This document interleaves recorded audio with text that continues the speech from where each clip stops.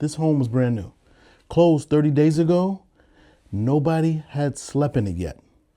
And our inspector found 10 things that every buyer in the greater Charlotte area, including Huntersville and Fort Mill, need to know about.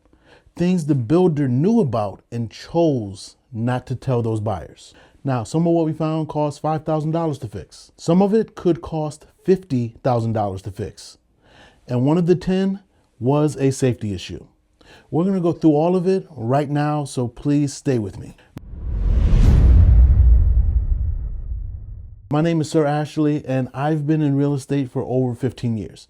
As a real estate attorney, as a real estate investor, as an agent, as a broker, and a brokerage owner. I score real estate the way institutional investors score assets. 5 categories: hard data, no emotion. I understand buying a home is an emotional process, but we try to remove that emotion because it can get jaded.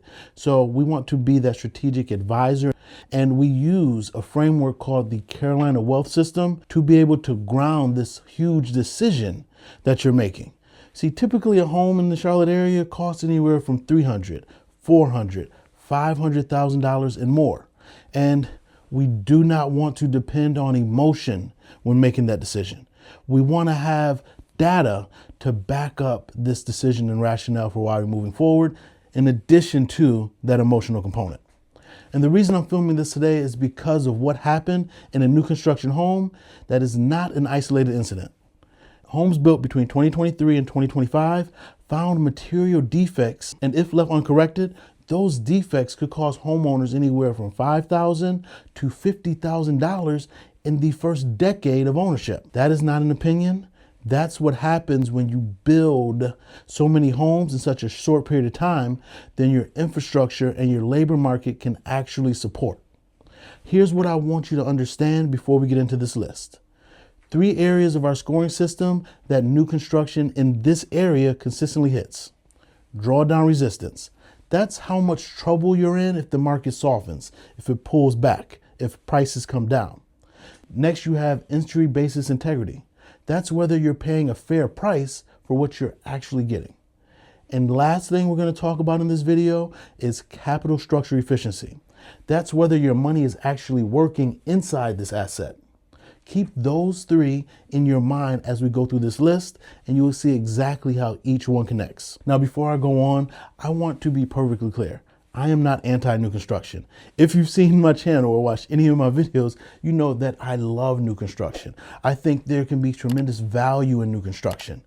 But builders are capitalists.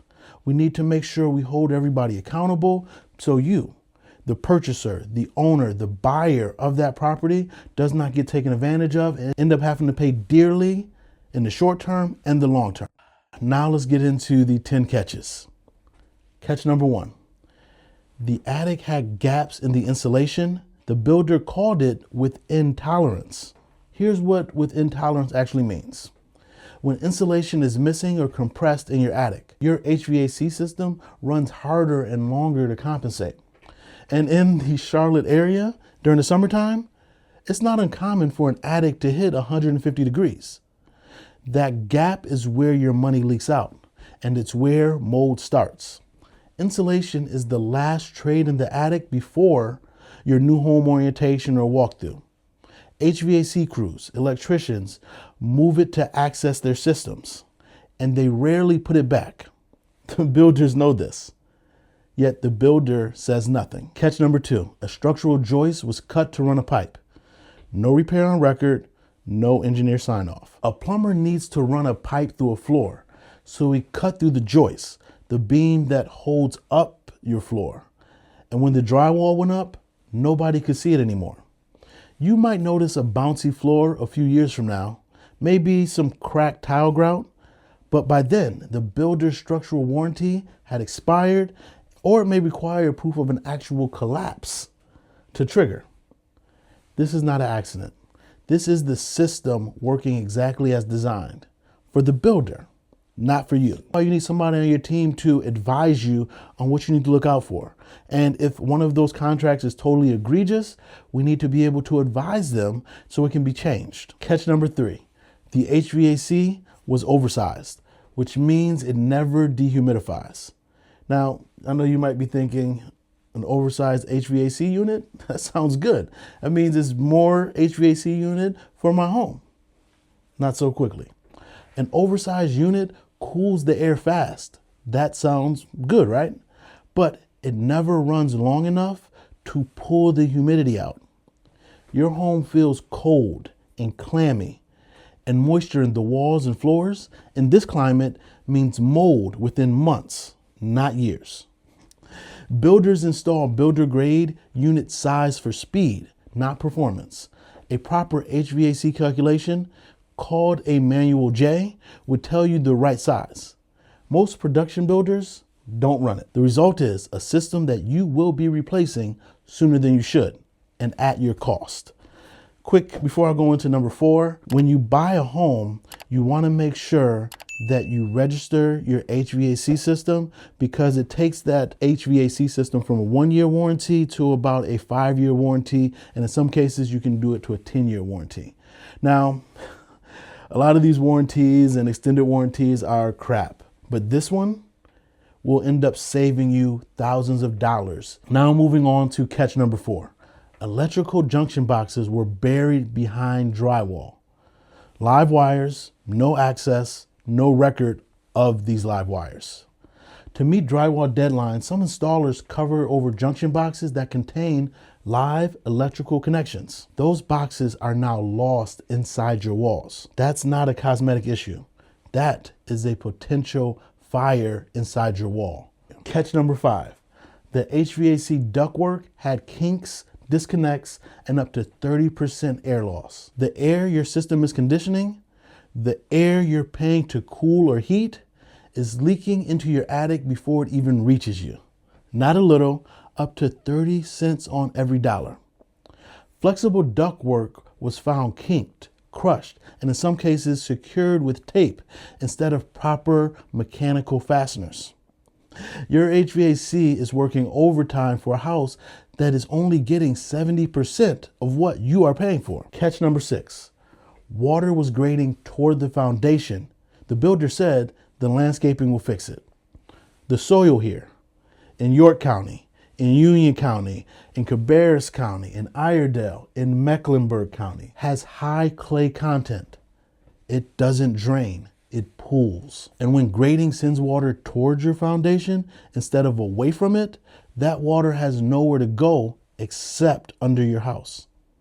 In a crawl space home, standing water means mold. Mold means wood-boring insects, termites, and all of that was happening on a brand new home. Landscaping cannot fix a fundamental failure in site engineering. The builder knows this. They say it anyway. Catch number 7. Roof kickout flashing was missing. Water routing directly into the wall frame. This one is almost comical and it is very frustrating, because a $10 piece of metal, that's all kickout flashing is.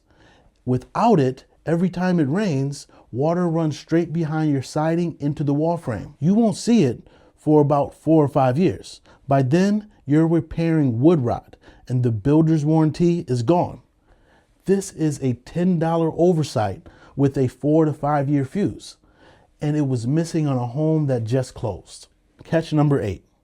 The windows were racked, improperly shimmed, failing, weather stripping, air and water coming in.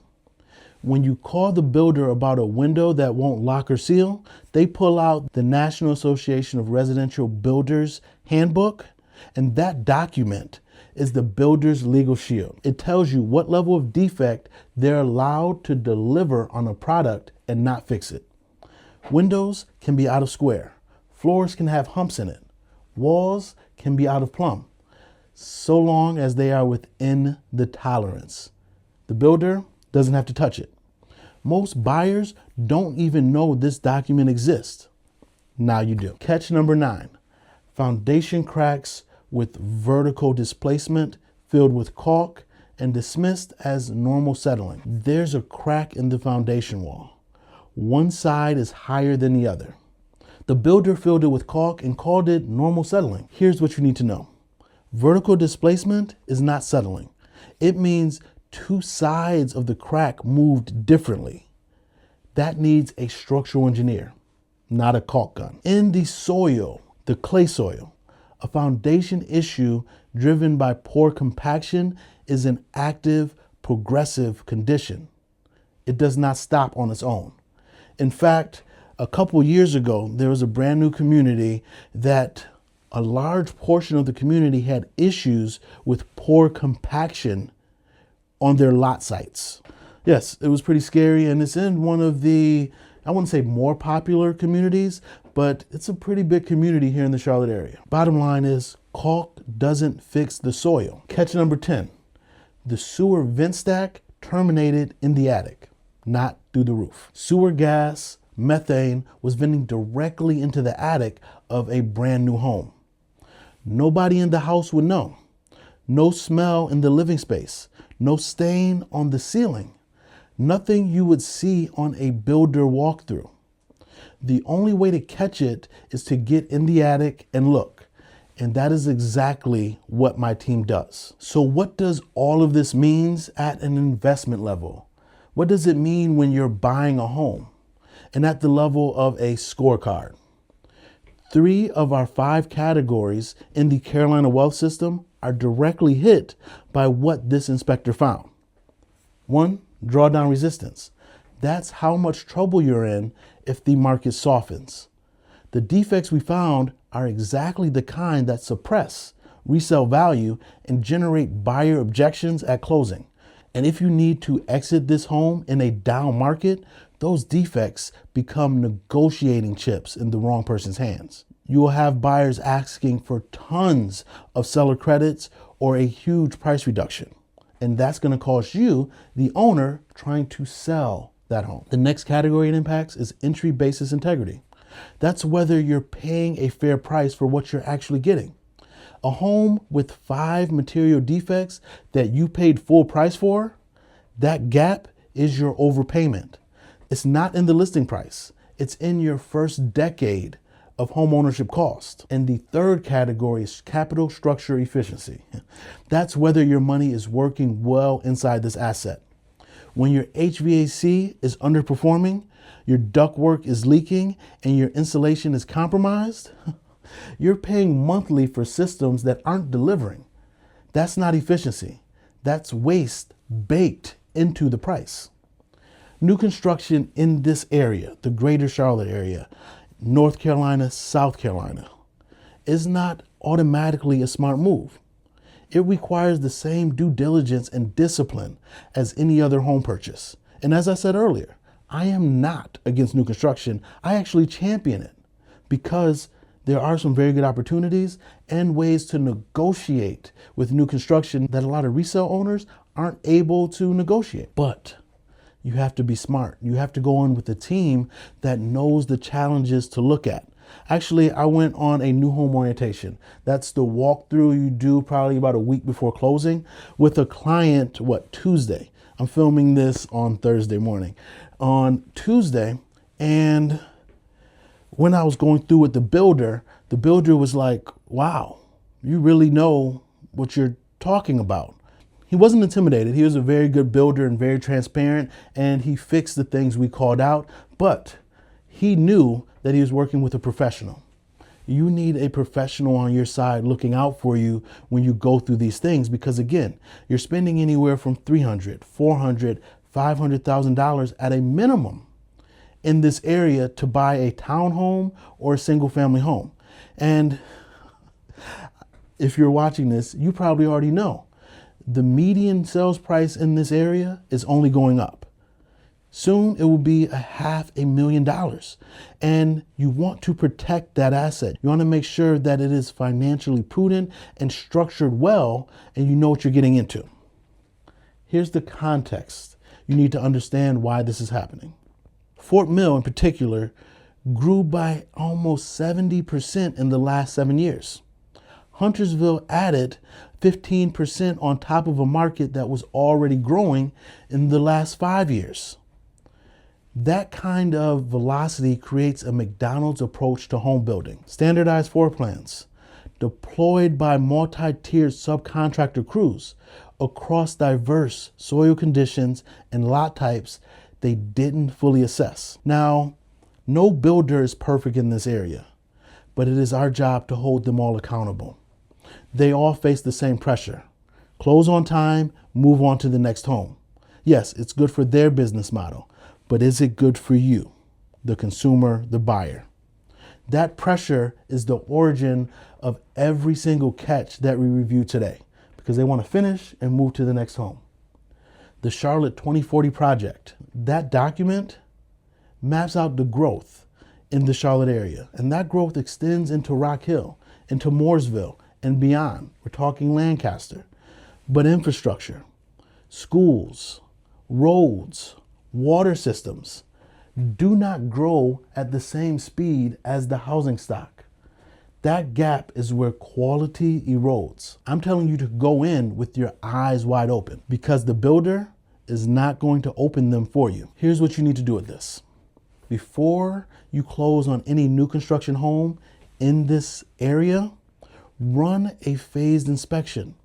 If you have the opportunity, run a pre-slab inspection and then a pre-drywall inspection. Do a final home walkthrough. And then around the 10-month mark, you want to call an inspector in to inspect the home again, and then reach out to the builder to do your 11-month warranty follow-up so they can fix any little things that may have been missed or that have moved or adjusted within that first year. That sequence is the only real defense against what we showed you today. Beyond the inspection, and this is the part most buyers skip, you need to understand what you're actually buying from a strategic standpoint. Not just a home that looks good, but will it hold value if the market shifts? Are you entering at the right basis? Is the location generating demand that protects your position and your money? Those are the questions that separate a home purchase from a strategic asset acquisition. If you're in the Charlotte area and you want a full CWS, Carolina Wealth Score, on a property you're evaluating, the link is in the description, and that's where we run the analysis. All 5 categories, hard data, no emotions, no flattery. And if this video gave you something that you did not know before you started watching it, share this with someone who's thinking about buying a home, or someone who's under contract on a new build right now, because the builder is not going to tell them, but you can. Go ahead, subscribe to the channel. We score properties every week. The analysis is always free. The decision is always yours. I'm Sir Ashley, your real estate advisor and strategist. Talk soon.